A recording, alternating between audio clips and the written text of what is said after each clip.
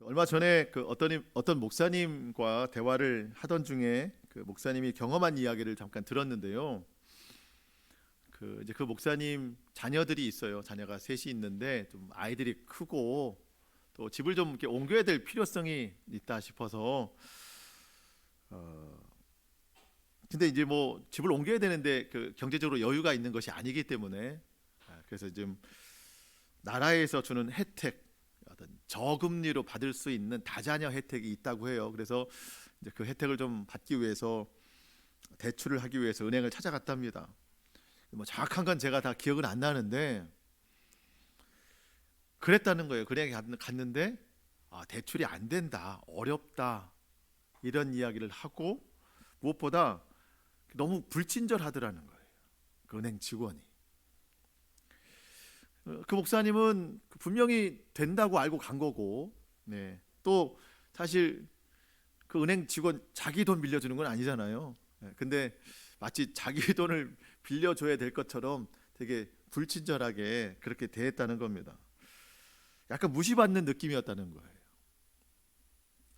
얼마나 불쾌했겠어요. 네. 그래서 다른 은행을 이제 찾아갔다고 합니다.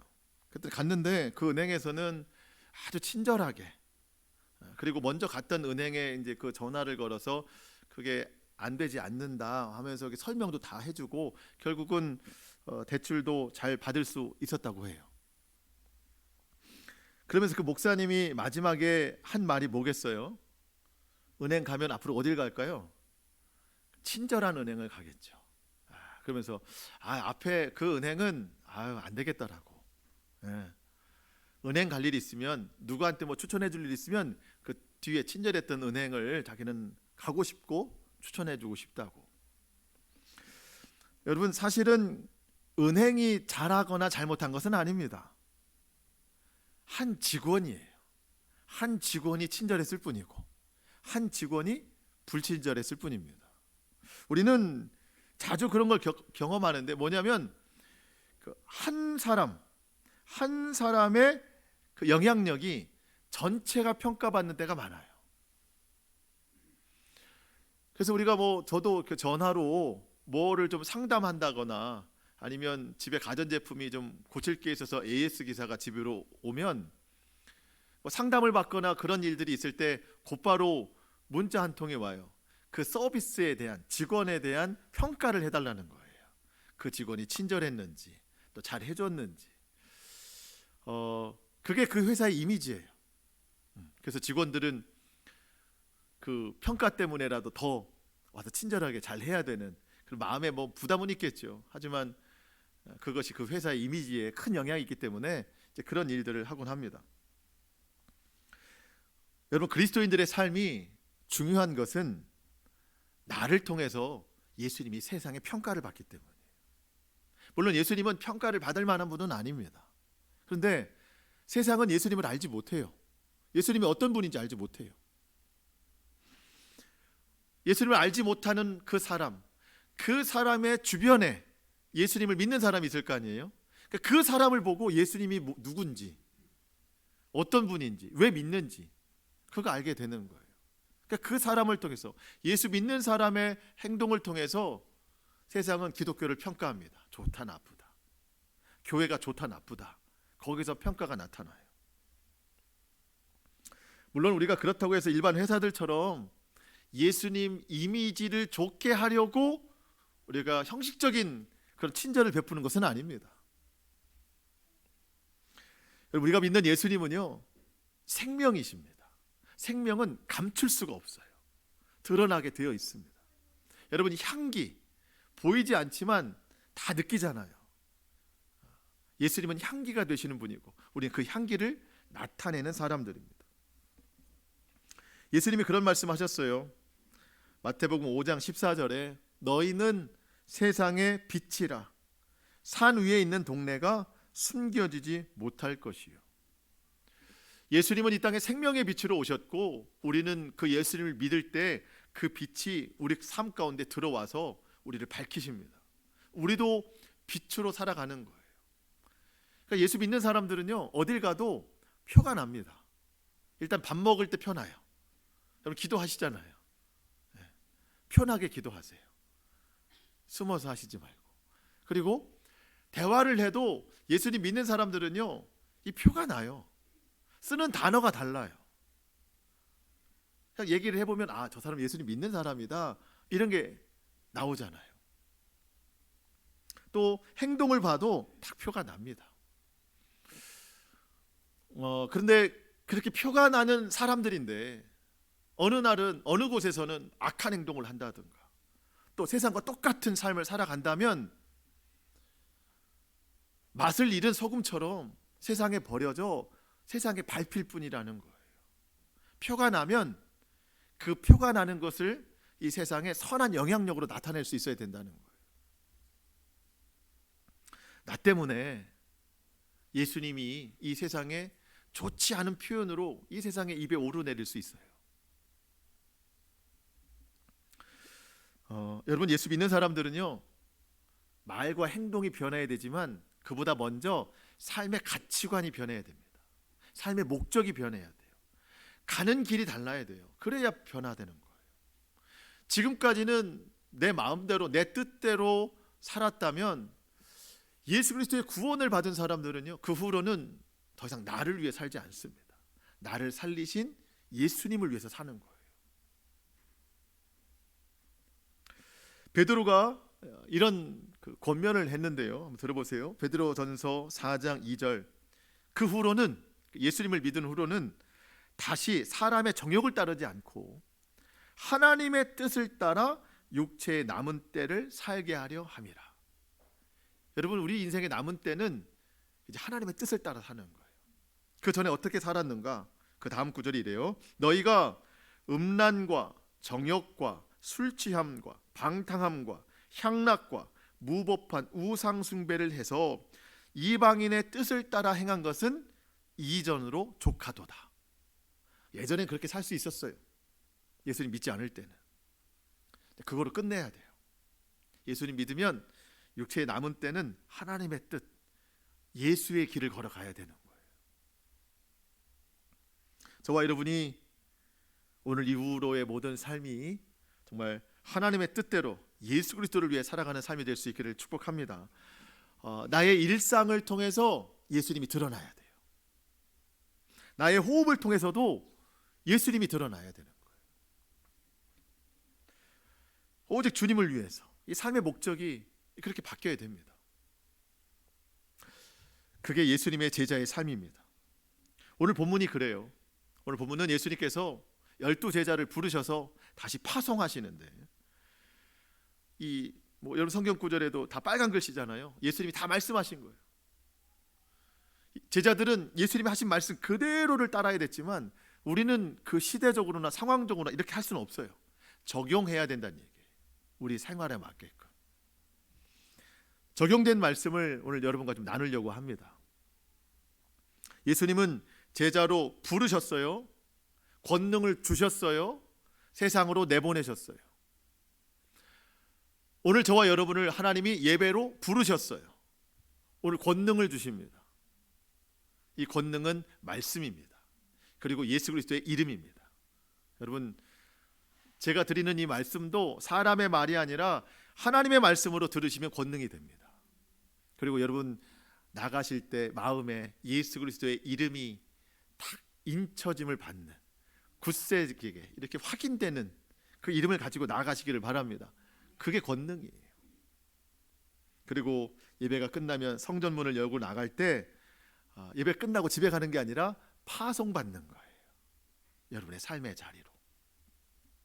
이게 일주일 단위라면 매일 아침에 일어나서 눈 뜨면 새 생명으로 부르신 거예요. 새 생명으로. 그리고 아침에 출근하든지 학교를 가든지 누구를 만나든지 장을 보러 가더라도 나는 파송받는 거예요. 장바구니 들고 가는 게 아니라 예수님 이름 가지고 가는 거예요.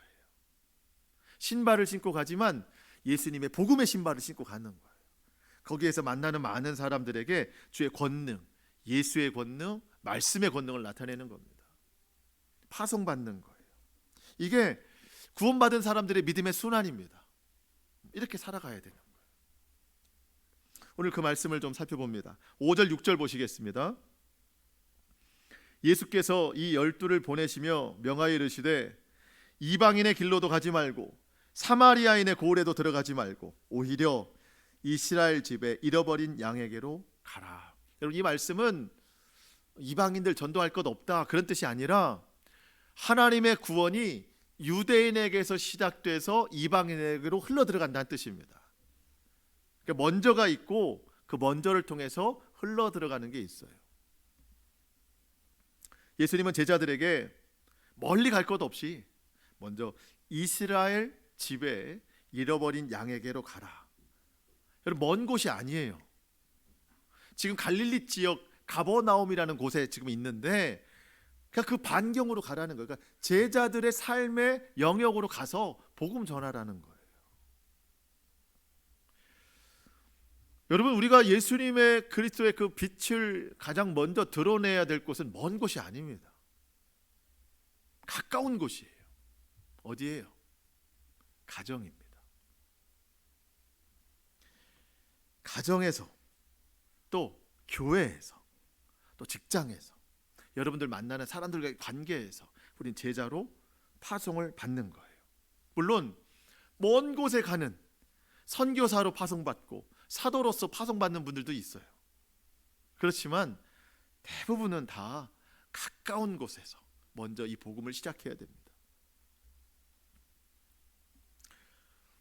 여러분, 그 자녀들의, 믿는 가정의 자녀들의 가장 소망이 뭐죠? 부모님이 교회에서처럼 집에서 했으면 좋겠다.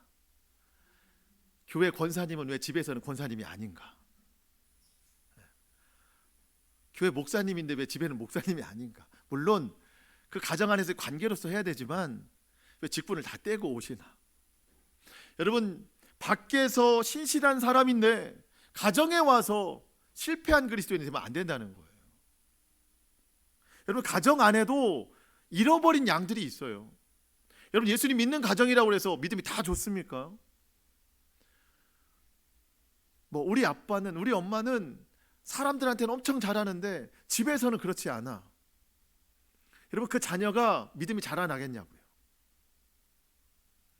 그 집에 예수님 믿지 않는 사람이 있다면 이면적인 나의 행동 때문에 그 자녀 아니면 어떤 사람, 가족 중에 예수님에게서 더 멀어질 수밖에 없어요. 한 곳에서는 신실한데 한 곳에서는 실패했다. 여러분, 한쪽은 진짜, 한쪽은 가짜예요. 그러면 어디가 진짜예요? 신실하지 않은 게 가짜예요, 진짜예요. 그러면 신실한 건 뭐였냐? 종교적 가면이에요. 어떤 책에서는 그거를 종교적 연예인이라고 말해요. 사람들의 시선을 신경 쓰는 사람. 우리는 종교적 연예인이 아닙니다. 종교인도 아니에요. 예수님의 생명을 받은 사람들이에요. 그 생명은 감출 수가 없어요. 그래서 이스라엘의 집에 잃어버린 양에게로 먼저 가라. 여러분, 가정에서부터 우리가 그리스도의 사랑을 잘 실천할 수 있어야 됩니다. 교회도 마찬가지예요. 여러분, 교회는 완전한 곳이 아닙니다. 교회에서 너무 많은 걸 기대하지 마세요. 나도 죄인이고 옆에 있는 형제 자매도 다 죄인이에요. 완전한 곳이 아닙니다. 예수님을 따라가는 곳이에요. 따라가는 곳. 그렇기 때문에 여러분, 교회가 사랑이 많다 착각하시면 안 돼요. 사랑을 배우는 곳이에요. 그리고 먼저 실천하려고 노력하는 곳입니다. 왜 교회는 사랑이 없어? 그렇게 말하는 분이 없는 거예요. 그 사랑이 그에게 없는 거예요. 우리는 노력하는 사람들입니다. 그래서 교회 오시면 내가 먼저 사랑하려고, 내가 먼저 섬기려고, 내가 먼저 겸손해져서 이 사랑을 내가 먼저 실천해야 됩니다. 여러분, 교회로 우리를 부르셨지만 한편으로는 하나님이 교회로 우리를 보내신 거예요. 보낸 곳에서 사랑 실천해야 됩니다. 가정과 교회에서 먼저 실천하는 거거든요. 그 실천한 사랑을 가지고 직장으로 가는 거예요. 학교로 가는 거예요. 삶의 터전으로 가는 거예요. 거기에서 그리스도의 영향력을 나타내는 겁니다. 여러분, 성령의 열매 9가지, 주님이 삶의 자리에 가서 맺으라는 거예요. 여러분, 사랑하시기 바랍니다. 그리고 기쁨이 있어야 돼요. 예수님의 사람들은 기쁨이 있어야 돼요. 어디를 가든지 화평하는 자로 살아가야 됩니다. 그러려면 오래 참아야 되겠죠. 참는 게 익숙해져야 됩니다. 자비의 마음과 양선은 행동이라고 그랬어요. 제가 예전에는 양손이라고 그랬거든요. 양선은 양손으로 행동하는 거예요. 실제적으로. 또 주의 말씀에 충성하고 온유한 마음과 절제의 뜻을 우리가 가지고 이 세상 살아가면 거기에 소망의 빛이 막 생겨나는 거예요. 주님께서 우리에게 권능 주셨기 때문에 할 수 있는 건데요. 7절 8절입니다. 7절 8절 우리 같이 한번 읽겠습니다. 시작. 가면서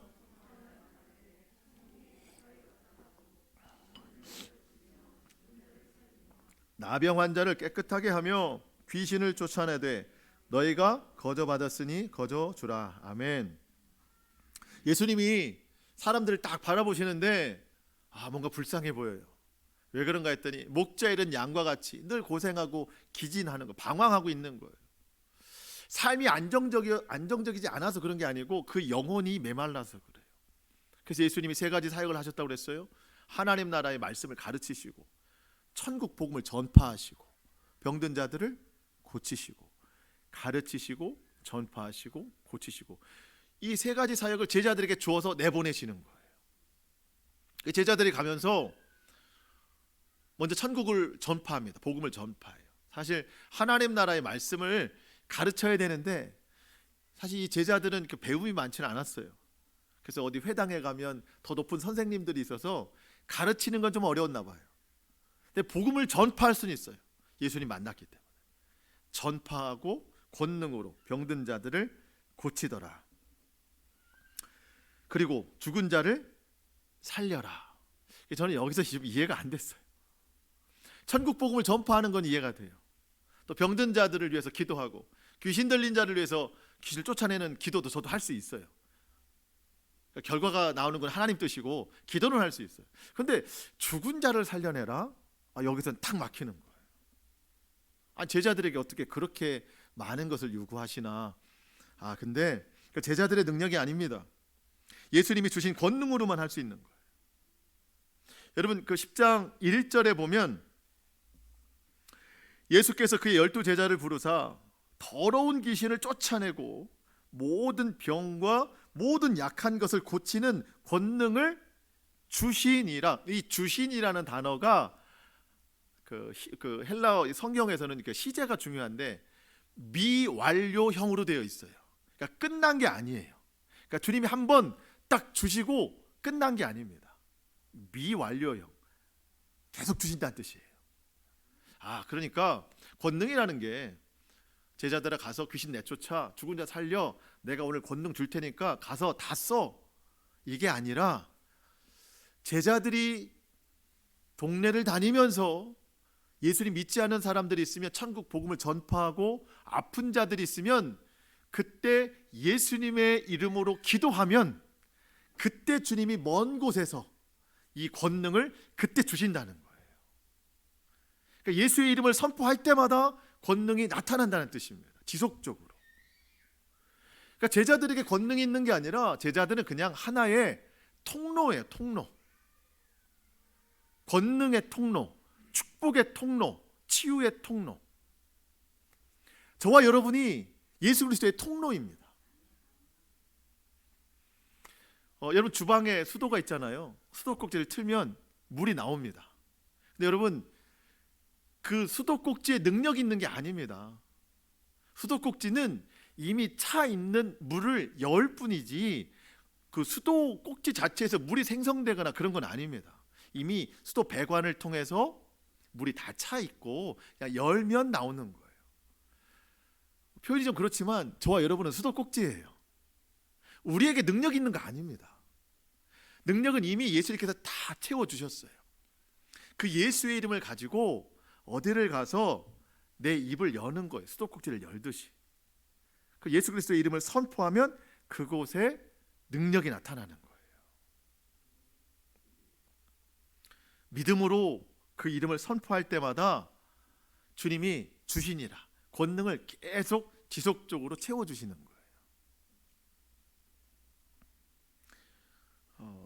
생명수의 능력, 내게 있는 게 아니라 주님께서 우리에게 허락하시는 겁니다. 그래서 여러분, 메마른 땅에 가서 메마른 영혼에게 예수 그리스도의 이름을 전하면 거기서 주의 생명력이 나타나게 되는 거예요. 여러분, 그래서 우리는 늘 그 사랑의 마음이 있어야 됩니다. 사랑의 마음. 불쌍한 영혼들, 불쌍하다는 게 경제적으로 뭐 그런 게 아니라 영원히 메마른 사람들에게 그리스도의 사랑을 전해야 됩니다. 복음을 전해야 됩니다. 우리 주님이 그런 말씀하셨어요. 너희가 거저 받았으니 거저 줘라. 거저 받았으니 거저 줘라. 여러분, 뭘 받으셨어요? 구원 받으셨죠. 내가 구원을 거저 받았습니다. 그러면 남들에게 구원을 줄 수 있어야 돼요. 예수 그리스도의 이름을 전파할 수 있어야 됩니다. 여러분, 또 우리가 뭘 거저 받았죠? 하나님의 자녀가 된 권세도 거저 받았습니다. 그 권세로서 남들에게 사랑을 나타내야 돼요. 뭘 거저 받았습니까? 용서, 사랑, 은혜 다 거저 받았습니다. 거저 받은 것을 거저 줄 수 있어야 되는 거예요. 내가 하나님으로부터 사랑과 용서, 구원을 거저 받았기 때문에 나도 다른 사람에게 값없이 줘야 돼요. 사랑도 값없이 주고 용서도 값없이 주고 섬김과 희생도 값없이 줘야 됩니다. 그 찬송가 304장에 그 크신 하나님의 사랑, 그 하나님 사랑 측량 다 못하며 측량할 수 없어요. 그러니까 얼마나 클까 뭐 상상도 안 되지만 한번 이렇게 예상할 수 있는 게 뭔가, 내가 다른 사람에게 얼만큼 사랑하나 그 사랑의 정도가 거기에 좀 가늠해 볼 수 있는 정도예요. 내게 거저 주신 사랑, 내가 얼마나 거저 주면서 사랑하는가, 얼마나 용서하는가, 그것이 그 사랑과 용서의 깊이를 한번 생각해 보는 거예요. 여러분, 우리가 거저 받은 사랑 거저 줄 수 있기를 축복합니다. 하나님의 사랑에는 저작권이 없대요. 제가 얼마 전에 그 TV에 예능 프로 하나 보는데 월드컵이 막 끝났을 때 축구 선수들 그 나오는데 그 월드컵 그 자료 화면을 타 방송국에서 쓰려면 1초에 2천만 원인가 200만 원인가 나간대요. 타 방송에서 그 자료를 쓰려면 1초에 2천만 원이었던 것 같아요. 혹시 틀렸으면 이해해 주시길 바라고. 저작권 때문에. 근데 그 축구 중계를 한 방송도 그만큼 돈을 들여서 그 중계권을 따왔기 때문에 그 자료를 다른 방송에 쓰면 1초에 그만큼 나간다는 거예요. 저작권 때문에. 여러분, 사실 저작권으로 따지면 성경만한 게 없어요. 제가 성경을 볼 때마다 저작권을 내게 된다면 여러분, 이게 얼마나 비싸겠어요. 성경 말씀은 저작권이 없습니다. 거저 받았어요. 거저 받았어요. 여러분, 거저 주라는 거예요. 이 사랑의 말씀과 복음의 메시지를 가서 막 거저 막 주라는 거예요.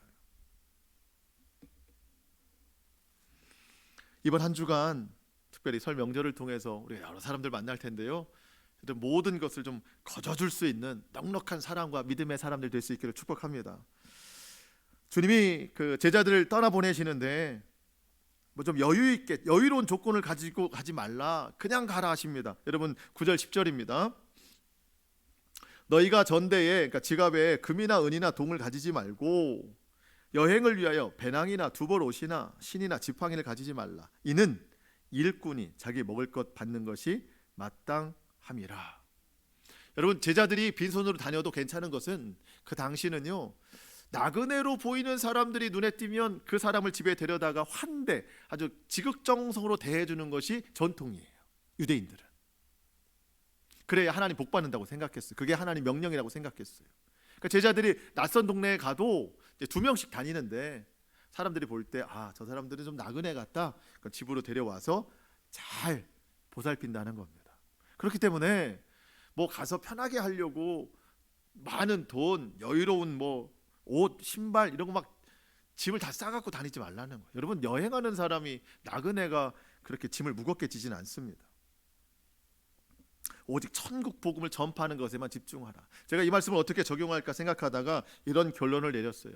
우리가 이 세상 살아가는 동안 너무 많이 짊어지고 살지 말자. 예수님 말씀하셨습니다. 보물을 땅에 쌓아두지 말고 하늘에 쌓아둬라. 보물이 있는 곳에 내 마음이 있다. 보물을 하늘에 쌓아둬라. 여러분, 뭐 다 헌금하시라는 얘기 아닙니다. 하늘에 내 마음을 쌓아두라는 얘기가 뭔가? 그러니까 모든 것에 다 예수님 중심으로 살아가야 된다는 뜻이에요. 하나님 말씀에 순종해야 된다는 겁니다. 내 시선이, 내 마음이 땅에 있으면 금이나 은, 물질에만 다 마음이 있어요. 뭐 옷이나 신이나 뭐 먹는 것, 자는 것, 타는 것, 다 여기만 관심이 있으면 다 보물을 땅에 쌓아두는 사람입니다. 필요한 건 있죠. 하지만 욕심이 잉태하면 죄가 되는 거예요. 탐욕 이후로부터는 죄가 되는 겁니다. 하나님이 일꾼이 먹을 것은 다 챙겨주신답니다. 제자들은 각 마을에 들어가서 그 마을의 사람들로 하여금 환대를 받는다고 그랬어요. 그러니까 좋은 대우를 받는다고 그랬어요. 저와 여러분이 이 시대에 하나님의 자녀로서, 예수님의 제자로서 예수님 중심으로 살아가면 우리는 하나님의 환대를 받습니다. 하나님의 채워주심. 저도 걱정 안 해요. 왜냐하면 일꾼이 자기 먹는 것을 받는 것을 마땅하기 때문에, 하나님이 하시지 않으면 안 되기 때문에 여러분 걱정 염려 없이 오직 주님을 위해서 살아갈 수 있기를 축복합니다. 하나님이 책임지세요. 11절에 보면 한 집에 들어가면 그 마을을 떠나기까지는 이 집 저 집 옮겨 다니지 말라는 겁니다. 처음에 환영해서 들어갔더니 그 집 아주머니의 반찬이 맛이 없어. 그 집 편한 줄 알고 들어갔더니 너무 불편해. 다음날 다른 집으로 옮기고 싶어. 이러지 말라는 거예요. 여러분, 그 마을에 간 것은 내가 편하려고 간 게 아니라 복음 전하러 간 거예요. 불편할 수 있지만 목적을 상실하면 안 된다는 겁니다. 여러분, 내가 예수 믿는 목적을 상실하면 안 돼요. 자꾸 편한 거 찾으면 안 돼요.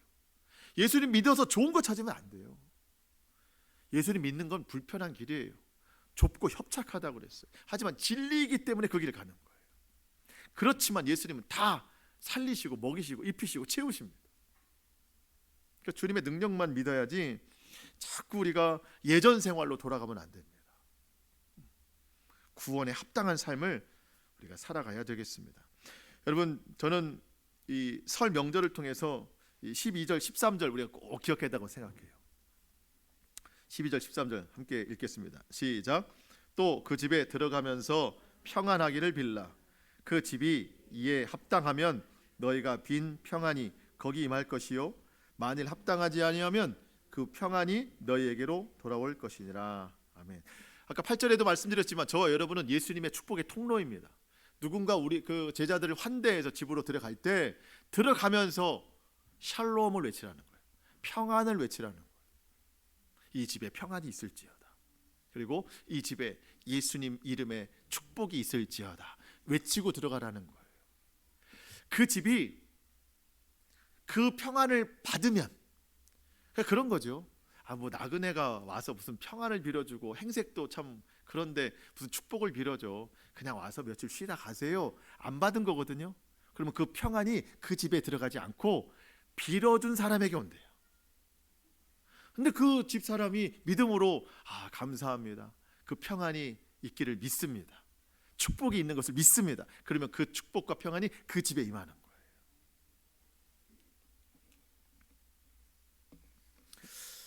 거예요. 여러분, 어느 집을 가든지 누구를 만나든지 여러분 주님의 평화를 빌어주시기를 축복합니다. 그 집에 축복을 빌어주시기를 바래요. 뭐 선포해도 괜찮고 아니면 마음으로라도 너무 길면 샬롬만 외쳐도 돼요. 샬롬, 주님의 평안, 그리고 이 집에 예수님의 축복이 있기를 원합니다. 이렇게 한번 해주세요. 내가 누군가에게 여러분 이 평안을 빌어줄 수 있다는 거, 축복을 빌어줄 수 있다는 거, 얼마나 감사한 일입니까? 내가 거저 받았으니까 거저 주는 거예요. 그리고 더 놀라운 축복, 그 사람이 안 받으면 누구 거 되는 거예요? 내 겁니다. 그렇다고 너무 남발하지 마세요. 여기저기 막 마음도 없는데 그래 받지 마라, 제발 받지 마라, 다 내게로 돌아온다. 여러분 제가 여러분에서 기도하잖아요. 마지막에 축도도 하잖아요.